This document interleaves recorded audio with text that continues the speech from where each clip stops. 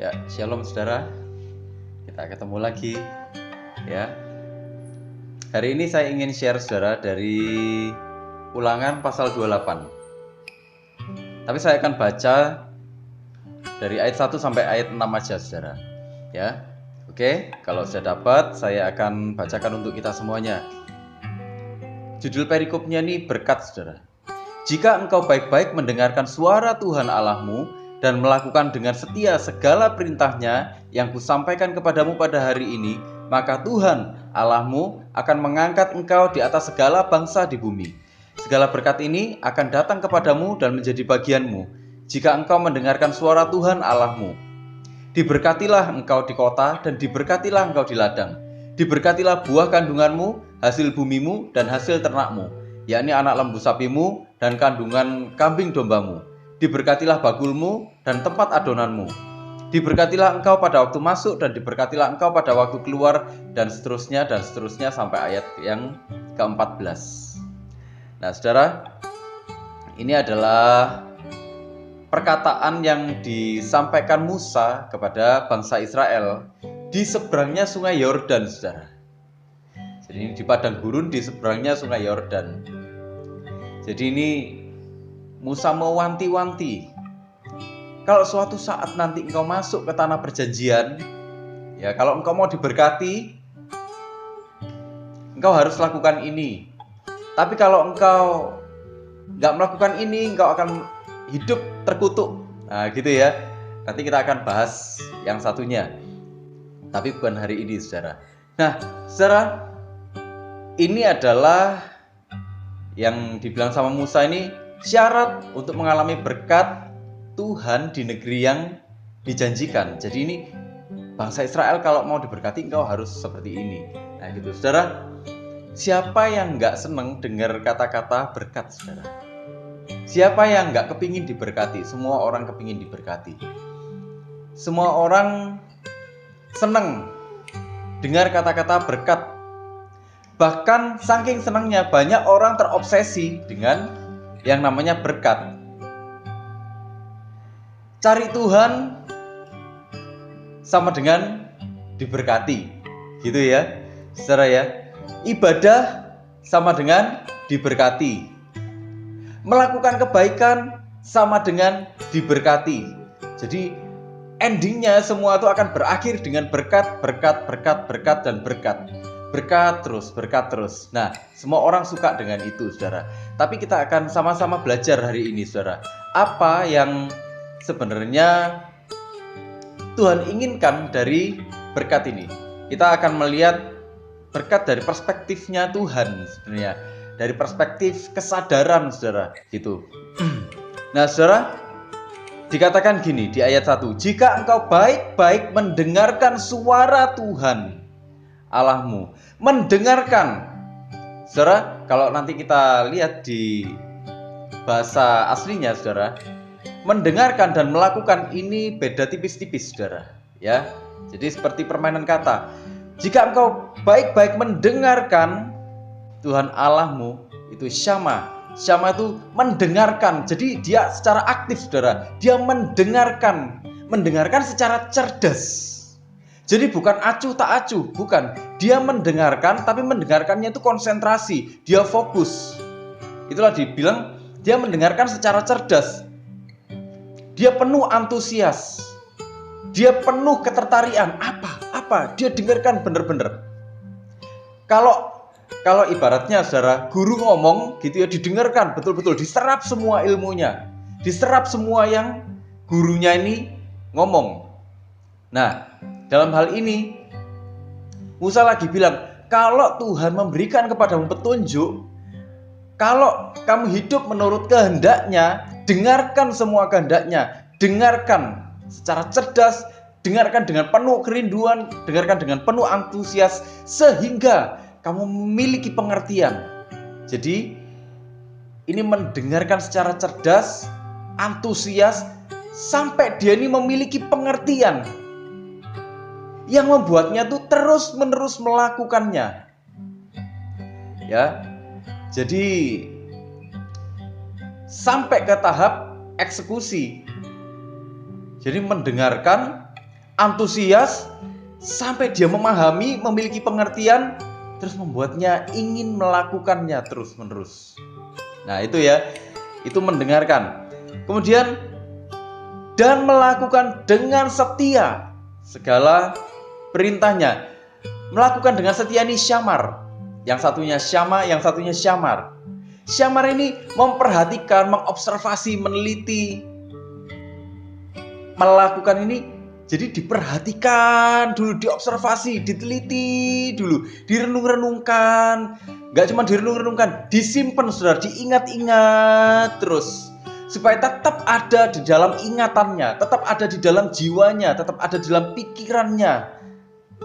Sehingga pada saat yang tepat dia akan menampilkannya.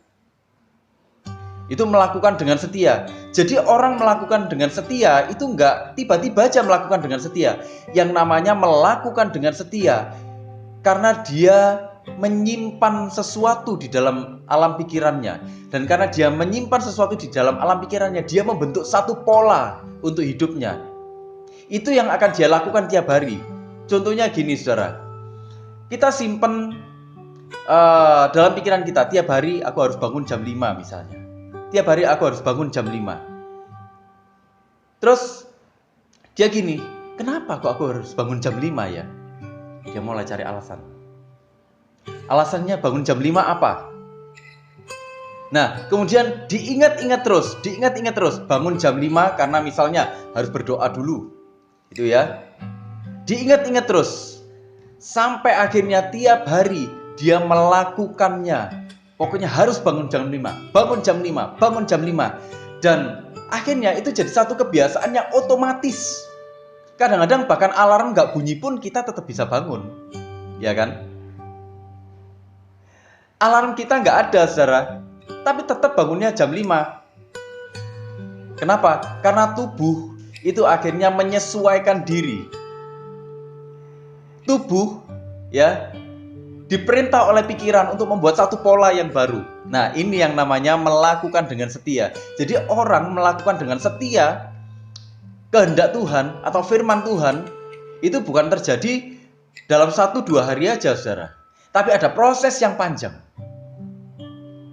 Ya, dimulai dari tadi mendengarkan dulu, didengarkan yang antusias. Kalau orang nggak mendengarkan dengan antusias, kalau orang nggak mendengarkan secara cerdas, kalau orang pada akhirnya nggak memiliki pengertian, bagaimana dia akan mulai mengobservasi, bagaimana dia mulai memasukkan dalam pikirannya firman Tuhan itu, bagaimana pada akhirnya hidupnya bisa berubah? Nggak bisa.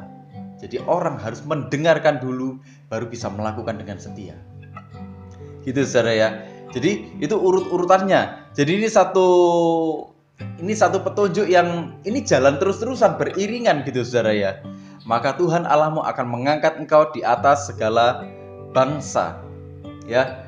Jadi saudara, sebenarnya sejak awal kerinduan hati Tuhan itu apa? Hati anak-anaknya itu merespon. Merespon dengan baik apa? Kasihnya. Kasih karunia-Nya. Kita orang-orang yang diberikan kasih karunia lewat apa? Lewat karya penebusan Tuhan. Kita sudah belajar ya, bagaimana orang-orang yang hidup di dalam dosa, ya, orang-orang yang hidup di dalam dosa itu orang-orang yang sebenarnya serupa dengan iblis. Kenapa? Karena hatinya memberontak terhadap Tuhan. Orang kalau nggak serupa dengan Tuhan, ya serupa dengan iblis. Kan gitu. Nah, iblis itu apa? Iblis itu seterunya Tuhan. Artinya kalau kita ini serupa dengan iblis, kita pasti berseberangan dengan Tuhan. Nah, sementara sifatnya iblis adalah dosa. Jadi, orang yang berdosa tidak mungkin menemukan Tuhan. Karena sifatnya dosa, itu pasti menghindari Tuhan. Pasti lari dari Tuhan. Kita sudah belajar ya minggu lalu. Bagaimana reaksinya Adam dan Hawa waktu mereka jatuh ke dalam dosa. Mereka sembunyi, lari dari Tuhan. Tuhan yang berinisiatif mendatangi mereka. Mereka lari dari Tuhan. Seperti itulah orang-orang yang hidup di dalam dosa. Orang-orang yang hidup di dalam dosa tidak akan mampu menemukan Tuhan. Saudara, sementara kita adalah orang-orang yang hari ini kita orang-orang yang menerima kasih karunia Tuhan. Kalau kita memang benar-benar orang yang menerima kasih karunia Tuhan, ditunjukkan dengan apa? Nah, ini tadi. Ditunjukkan dengan kita merespon kasih Tuhan, merespon kehendak Tuhan, merespon isi hati Tuhan, merespon keinginan Tuhan. Meresponi dengan baik. Bukan cuma merespon, tapi menunjukkannya. Sampai itu jadi satu pola hidup di dalam kehidupan kita. Sejak awal jadi bagaimana Tuhan datang ke dunia, ya saudara ya. Tuhan datang ke dunia, Dia Allah yang hadir di dalam sejarah. Dia mati disalibkan untuk menebus dosa-dosa kita. Itu nyata di dalam sejarah. Itu sebenarnya bukan untuk membuat murahan kasih karunia-Nya. Jadi Tuhan itu dengan kasih karunia itu, Tuhan itu menghendaki ada satu hubungan yang seharusnya antara Allah dengan anak-anaknya. Hubungan yang bagaimana? Hubungan yang intim, hubungan yang ada, hubungan yang bersifat akrab, bertemu muka dengan muka, seperti waktu manusia belum jatuh di dalam dosa. Bagaimana waktu itu Adam dan Hawa, ya, tiap hari mereka mendengarkan, ya, tiap hari mereka mendengarkan Tuhan, mendengarkan secara cerdas. Mereka antusias ketemu Tuhan tiap hari, mereka mendengarkan. Itulah kenapa mereka memiliki pengertian. Mereka menangkap isi hati Tuhan. Bagaimana mereka harus mengelola taman itu. Itu taman loh saudara. Itu taman. Bukan hutan belantara. Jadi konsepnya itu taman. Itu benar-benar terkonsep. Bagaimana mereka bisa mengelola itu? Mereka harus mendengarkan siapa pemilik tamannya itu. Apa maunya si pemilik taman. Mereka harus mendengarkan Tuhan. Karena mereka mendengarkan Tuhan, mereka melakukannya dengan setia, terus-menerus jadi satu pola hidup di dalam hidup mereka. Mereka ngerti maunya Tuhan. Mungkin bahkan Tuhan itu kedip gitu aja ya. Tek gitu ya waktu ketemu muka dengan mereka. Jadi Tuhan itu menghendaki ada satu hubungan yang seharusnya antara Allah dengan anak-anaknya. Hati anak-anak selaras dengan hati Bapa. Kalau kita lihat di Taman Eden, itu taman yang penuh dengan keselarasan. Itulah kenapa waktu Tuhan menciptakan manusia di Taman Eden, Tuhan tuh melihat semuanya sungguh amat baik. Karena sesuai dengan karakter Allah, sesuai dengan kehendak Allah. Adam dan Hawa melakukan semuanya juga sesuai dengan kehendak Allah. Bukan melakukan semuanya atas keinginannya sendiri, tapi mereka secara sadar melakukan apa yang jadi kehendak Tuhan. Tapi waktu mereka jatuh dalam dosa, itu lain lagi ceritanya saudara. Nah itulah saudara, manusia waktu jatuh ke dalam dosa, mereka melakukan apapun yang mereka mau. Mereka melakukan apapun yang mereka inginkan. Mereka nggak mengenali lagi apa yang jadi maunya Tuhan. Mereka kehilangan satu hubungan. Karena itulah mereka kehilangan keselarasan dengan Tuhan. Mereka nggak tahu lagi apa yang Tuhan inginkan. Nah itu loh saudara ya. Jadi itulah yang sebenarnya jadi isi hatinya Tuhan. Itulah yang sebenarnya jadi kehendaknya Tuhan. Ayo, kamu harus mendengarkan aku lagi. Jadi waktu kita menerima Tuhan, waktu kita menerima kasih karunia Tuhan, buktinya apa? Nah itu loh saudara, buktinya apa? Ya buktinya itu kita jadi orang-orang yang mendengarkan Tuhan. Ini saya bukan bicara soal kita mendengarkan Tuhan, kita doa terus kita mendengarkan Tuhan yang gitu, enggak, bukan yang seperti itu yang saya maksud. Tapi kita mau mengerti isi hati Tuhan. Dari mana? Dari hubungan-hubungan pribadi kita dengan Tuhan. Doa-doa kita, dari pembacaan firman kita, perenungan kita. Dari situ kita mencari apa sih yang sebenarnya Engkau mau Tuhan di dalam hidupku. Tuhan, apa yang harus aku lakukan Tuhan di dalam hidupku supaya aku selaras lagi dengan Engkau Tuhan. Apa Tuhan yang harus aku lakukan supaya Tuhan uh, ada pola hidup yang baru Tuhan. Pola hidup yang memang Engkau mau, bukan lagi apa yang aku mau Tuhan. Jadi itu yang jadi tanda bahwa kita ini sebenarnya menerima kasih karunia Tuhan. Dan itu kita lakukan dengan kehausan. Kehausan yang luar biasa. Tiap hari kita selalu ingin menyenangkan Tuhan, menyenangkan Tuhan, menyenangkan Tuhan, menyenangkan Tuhan. Ingin mendengarkan Tuhan, ingin melakukan dengan setia. Ingin mendengarkan Tuhan lagi, ingin melakukan dengan setia lagi. Itu yang kita inginkan, saudara. Tiap hari fokusnya kita cuma itu. Waktu kita berkeluarga, saudara, Tuhan, apa Tuhan yang kau inginkan Tuhan untuk aku lakukan bagi keluargaku Tuhan? Tuhan, apa kehendak-Mu Tuhan atas keluargaku Tuhan? Apa yang harus aku lakukan Tuhan? Apa yang harus aku lakukan dengan setia Tuhan? Supaya Engkau nyata atas keluarga ini Tuhan. Jadi saudara, ini sebenarnya bukan bicara soal keselamatan yang diperoleh melalui perbuatan baik, bukan. Tapi karena kita diselamatkan, kita dimampukan untuk melakukan tindakan kasih Allah. Gitu loh. Waktu kita sudah menerima kasih karunia Tuhan, kita dimampukan untuk melakukan tindakan kasih Allah. Itu kerinduan hati Tuhan sebenarnya. Kita dibawa lagi ke settingan pabrik kita. Kita dibawa lagi ke settingan asalnya kita. Kamu bukan lagi barang yang bejat, misalnya gitu, saudara. Kamu bukan lagi ciptaan yang bejat, nak. Kamu bukan lagi ciptaan yang rusak. Aku memperbaikimu, aku memperbaruimu. Itulah kenapa engkau mendengarkan aku, engkau melakukan dengan setia. Nah itu ya. Nah, kemudian dibilang gini, segala berkat ini akan datang kepadamu dan menjadi bagianmu jika engkau mendengarkan suara Tuhan Allahmu. Ayat ketiga dan seterusnya dibilang, diberkatilah, diberkatilah, diberkatilah. Ya kan? Ayat 3 sampai ke 6. Ayat ke-7 dan seterusnya, Tuhan, Tuhan, Tuhan, Tuhan. Dan seterusnya, Tuhan, Tuhan, Tuhan semua. Nah, saudara, yang menarik, kata berkat di sini itu pakai kata barak, saudara. Barak ini artinya apa? Barak ini berlutut, saudara.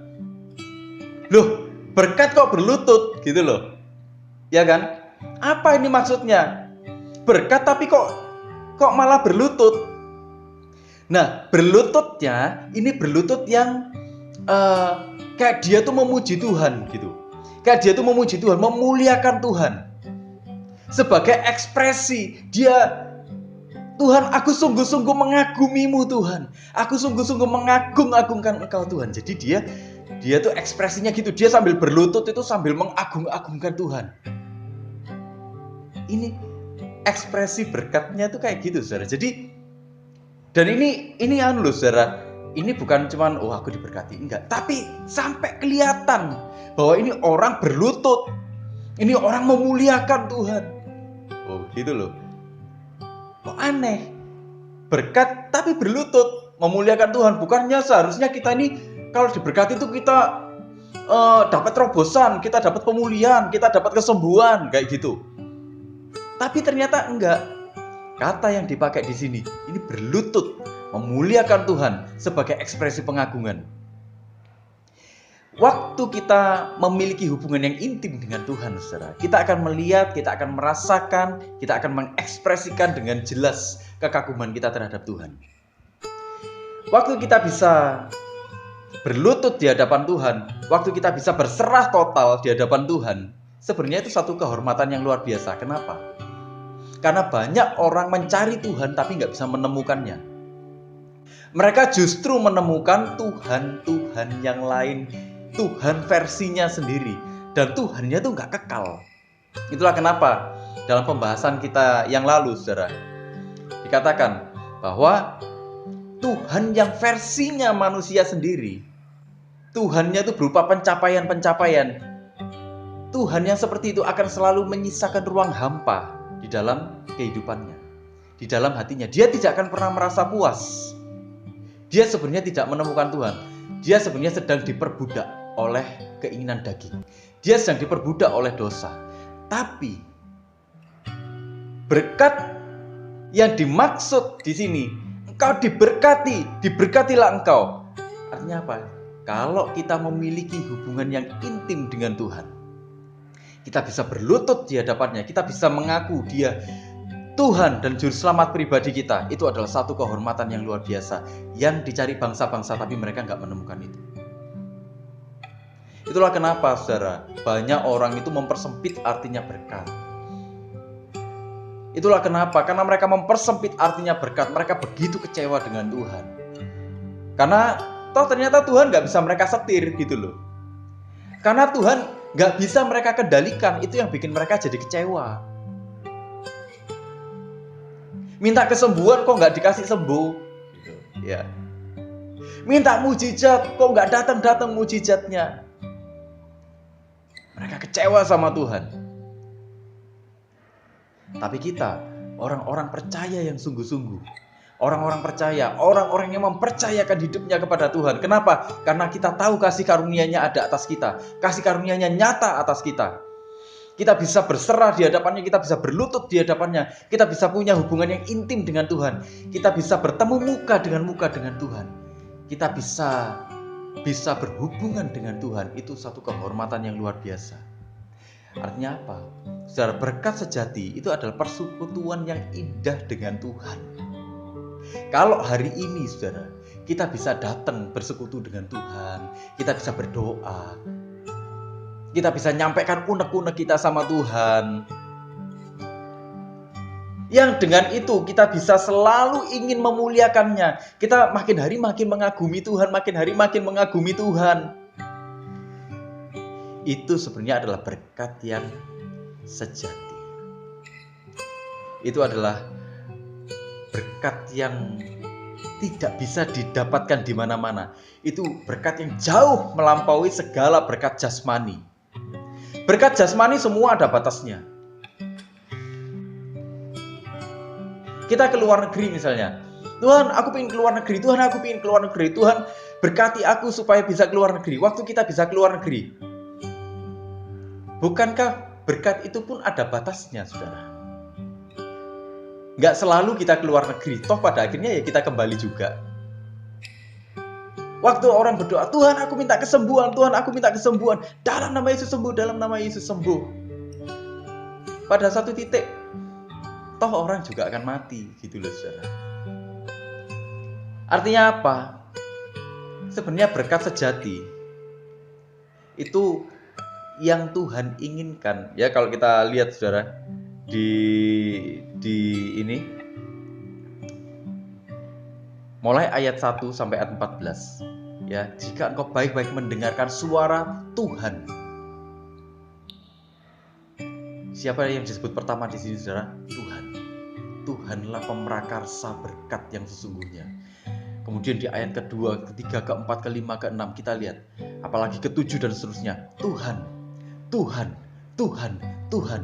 Tuhan sedang menunjukkan kepada bangsa Israel waktu itu, berkat-Mu yang sesungguhnya itu adalah memiliki aku. Berkat-Mu yang sesungguhnya itu bukan engkau dapat tanah perjanjian, itu bukan. Berkat-Mu yang sesungguhnya adalah aku yang akan menuntun engkau.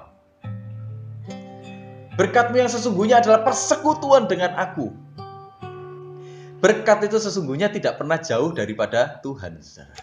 Artinya apa? Pusat daripada berkat adalah Tuhan. Pusat dari berkat bukan jawaban-jawaban doa. Pusat dari berkat bukan materinya. Ini yang harus kita pahami. Waktu ini kita pahami, saudara, kita akan merasakan hari ini betapa berbahagianya kita, betapa damai sejahteranya hidup kita.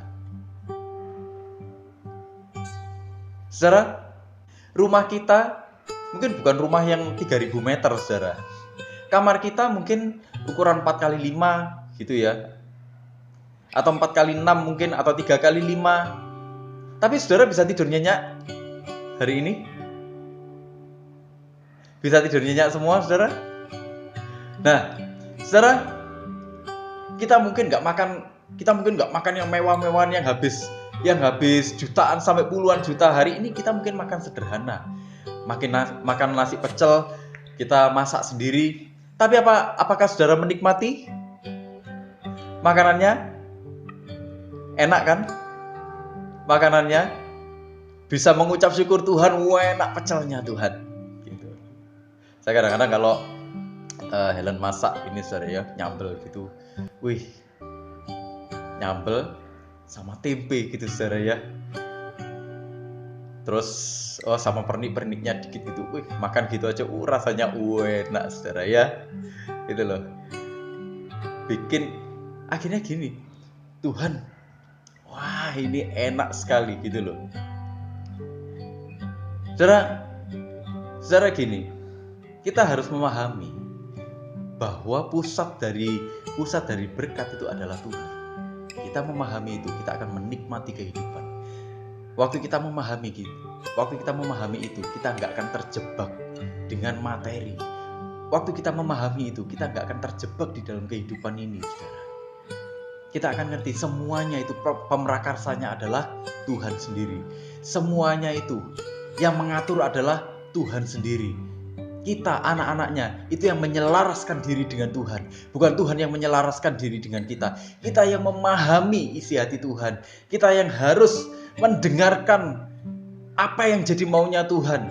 Kita yang harus memahami isi hati Tuhan. Kita yang harus melakukannya dengan setia. Disitulah saudara, kita akan mengalami yang namanya kebahagiaan. Kita akan menikmati persekutuan dengan Tuhan. Dan itu mendatangkan damai sejahtera di dalam hidup kita. Jadi saudara, saya ingin mendorong kita semuanya. Saudara, ayo kita memahami bagaimana kerinduan Tuhan di dalam hidup kita. Apa yang Tuhan inginkan di dalam hidup kita? Apa yang Tuhan ingin untuk kita kerjakan dalam hidup kita? Mulai dari mana? Pahami bahwa hidup kita ini kasih karunia, semuanya kasih karunia dari Tuhan. Gak ada satu pun dari hidup kita yang bukan kasih karunia dari Tuhan. Semua dari hidup kita ini adalah kasih karunia dari Tuhan. Karena kasih karunia dari Tuhan, kita menikmati hak untuk bersekutu dengan Tuhan. Karena menikmati hak bersekutu dengan Tuhan itu loh, kita bisa menikmati damai sejahteranya, menikmati sukacitanya. Karena itulah saudara, kita bisa menikmati kasihnya. Dan karena itulah juga saudara, karena kita sudah menikmati itu semuanya, kita jadi orang-orang yang bisa dipercaya Tuhan. Karena kita sudah jadi orang-orang yang bisa dipercaya Tuhan, itulah kenapa kita bisa jadi orang-orang yang memberikan arti untuk sekeliling kita. Amin saudara. Mari kita sama-sama berdoa.